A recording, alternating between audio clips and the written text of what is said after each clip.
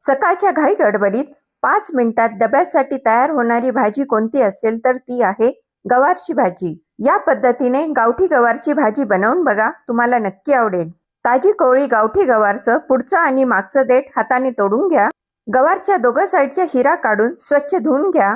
Medium फ्लेमवर कुकरमध्ये 3 चमचे तेल गरम झाल्यावर त्यात जिरं, ठेचलेला लसूण, हिंग घालून मिडियम फ्लेमवर फोडणी काही सेकंद परतून घ्या.